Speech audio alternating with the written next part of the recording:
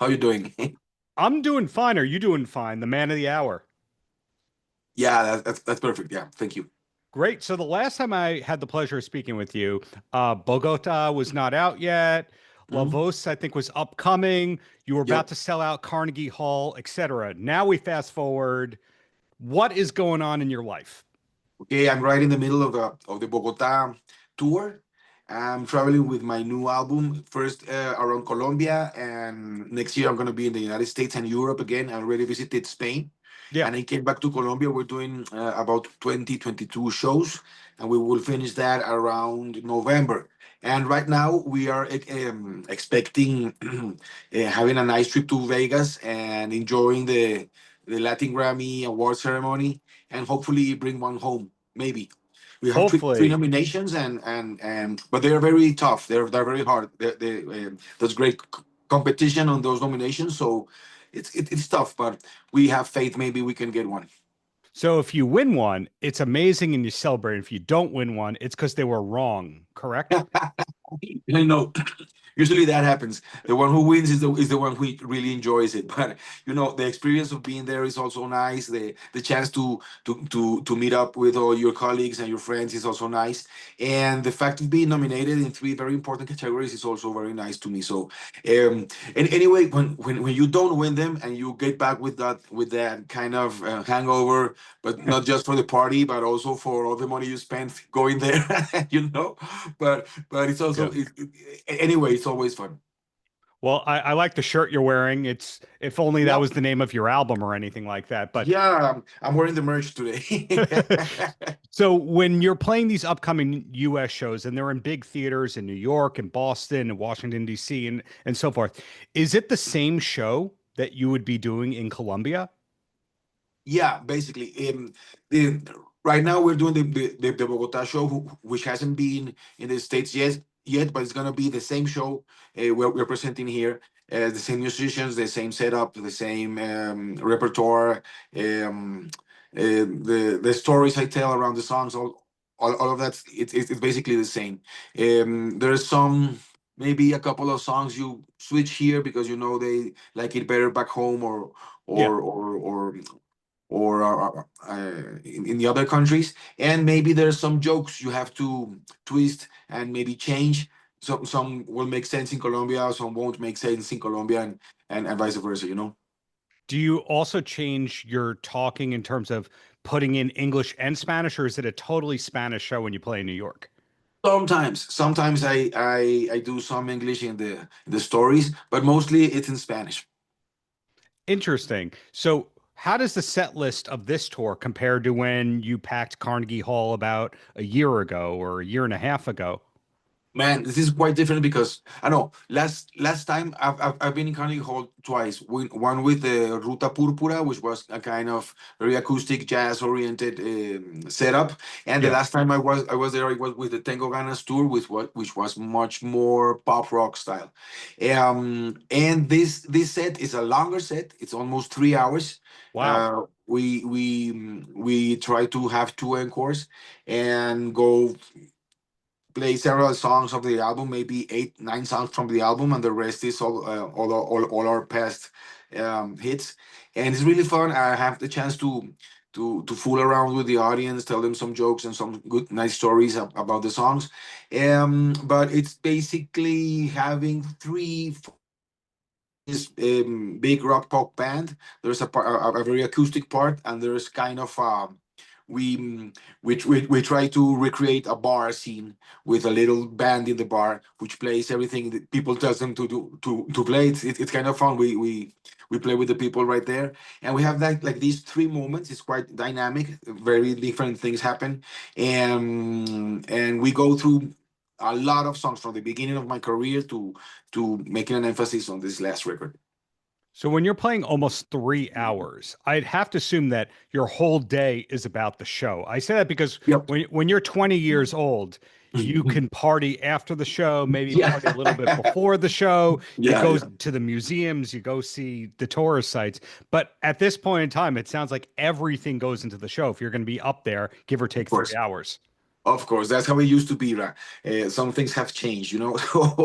So yeah, I mostly try to have a very good night's sleep, long sleep, maybe 10 hours if possible, and Wow. try not to waste too much energy. You know, I stay home and basically breathe, or at the hotel and basically breathe and wait for the show.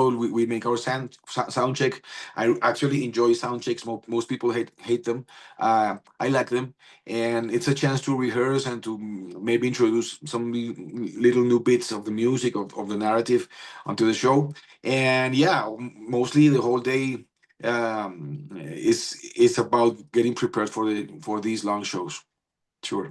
So in the US, when you're talking about like your list of demands for what food has to be there and what equipment has to be there, we call it a rider. Do you have the Uh-huh. same rider whether you're touring in South America or Europe in the US? Yes, it's the same writer. We are not very concerned about what has to be there in terms of exotic things for food or drinks. No, no, we're very basic in that sense. We mostly prefer to be to have very good equipment. Basically, that's our biggest worry, to have a very nice show put on. And I don't know, we can eat pizzas and we can eat vegetables, we can eat drink water and soda pops, and maybe I always bring aguardiente from Bogotá to heat up our vocal cords, Yeah. and to get a little bit loose. But mostly we make an emphasis on having a nice equipment. So no macrobiotic, vegan, No, non-organic stuff no, for you no. guys. We need to have people concentrated on the real important things, Yeah. So going back, the last time we spoke, there was all these upcoming projects, and now you're touring the world in support of the Bogota album. I'm still never going to say it correctly. Bogota. I can't say it, That's but perfect. we're trying. That's Uh, perfect. You have to put the accent on the A, Bogota, and then there you go. Bogota. Okay, got it. You got it. You got it. So that was the upcoming thing. And a lot of artists, when they finish a new album, they go, I'm already working on the next one. And then others go, I don't need to do that again. We're only going to do singles from now on. Which one are you in the camp of? I'm working. I'm finishing the mixes of my next album right now, which Wow. was a live recorded album. I believe it was maybe in June or July. I recorded. I did 12 shows in the Julio Mario Santo Domingo Theater with my big band, and recorded four of those. And we're mixing those right now. That's my next album, and I'm writing and pre-producing a studio album that might be out there on the last semester of 2026. Sorry.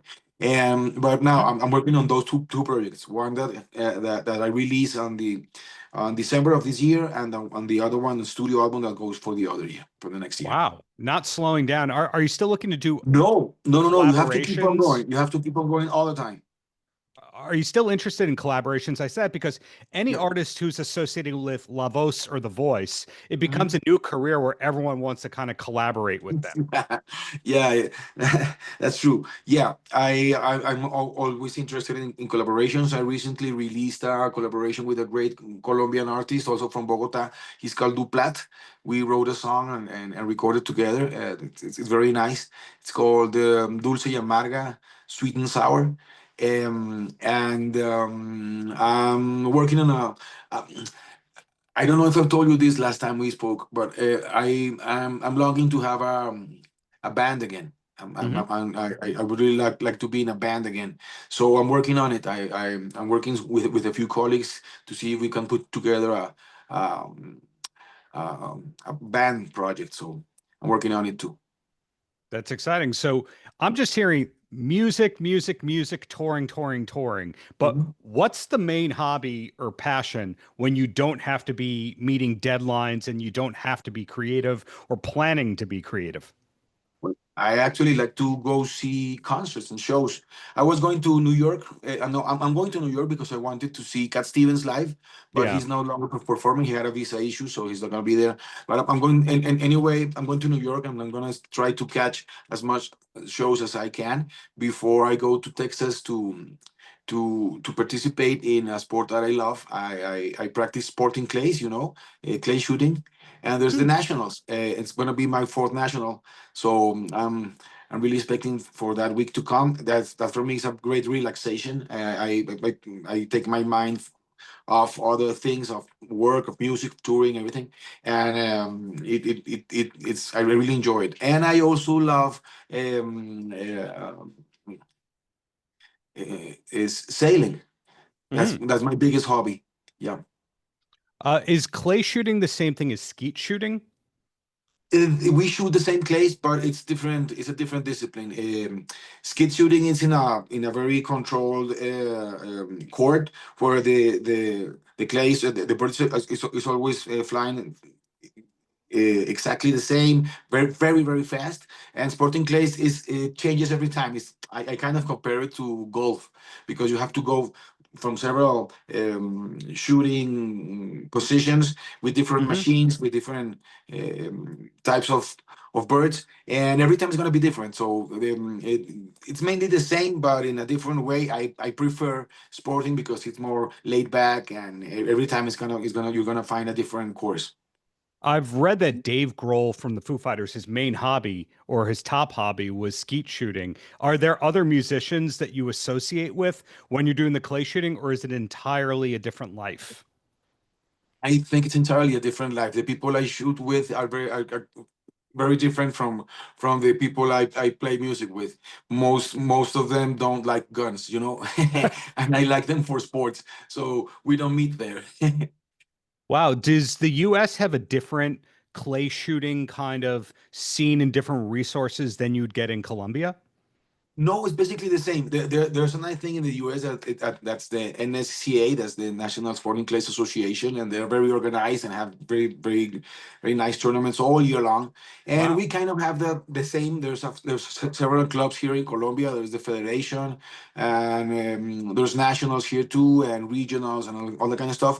Obviously, it's a lot smaller. The people that can participate, the shooters that can participate in the nationals right now in San Antonio next the next couple of weeks is going to be maybe around almost 2,000 people, Wow. while in Colombia you would find 100, 150, 200 people. So when you're competing in that world and you're in the States, do you just put a hat on and you're just Andreas and that's it? Yeah, I love it. Nobody knows me, and with my glasses and my hat on, even the Latin shooters that are going there they really don't know me, and I enjoy that so much. I'm just another guy who shoots badly and gets picked on with by the good ones, and that's just great. When people go, "Oh, what do you do for a living?" Because Americans are small talk people who the Yep. first or second question is, "What do you do for a living?" In other Yeah. cultures, people don't do that to you. They don't rank I where know you that. I are. know. No, no. That's funny. That's funny, and that's true. You always get mixed in these shooting squads with other people, and that's the first thing. The first thing they're gonna ask: Where are you from? What do you do for a living? Yeah. And I tell them, no, yeah, I'm a musician. And oh yeah, what kind of music you do? Do you have an Instagram? Yeah. Oh, 3 million followers. Who are you? It That's makes you funny. think maybe you should have a fake Instagram that just has 17 followers, and I've that's thought the one about you it. give out. Yeah, I thought about it. Just yeah, with a sunset on the profile and 15 followers, something like that.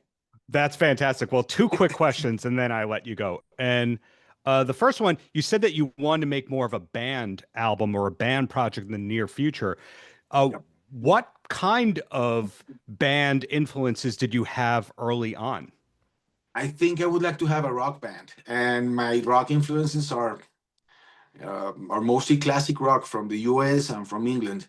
And anything around this 70s and 80s that went on rock wise in the world, it's my influence in that sense. And I would really love to have a rock band again as when I was like when I was young. I was in school and I had so much fun. I want to feel that amazing feeling of doing music with three, four more guys, and there's no leader. There's just the band. That's nice. Does that mean Van Halen kind of stuff? Yeah, a lot of stuff. Aerosmith, Van Halen, Tom Petty, Wow. AC/DC. I love Zeppelin. I love the Stones. All kinds of stuff. I'm looking forward to hearing that. And the last question I have, you mentioned wanting to see Cat Stevens, but yes, his tour was postponed or canceled. But what's the last concert you did get to go to as a fan? Oh, speaking about the different types of rock, I went to see, I don't know, the same week I saw Joaquin Sabina, who was in his farewell tour, and I also got to see Toto, which I love. So that was Yeah. great. Here in Bogota, by the way. And Toto, I assume you like the songs, but you're focusing on the musicianship and the nerdiness that's going on that stage throughout the concert, correct?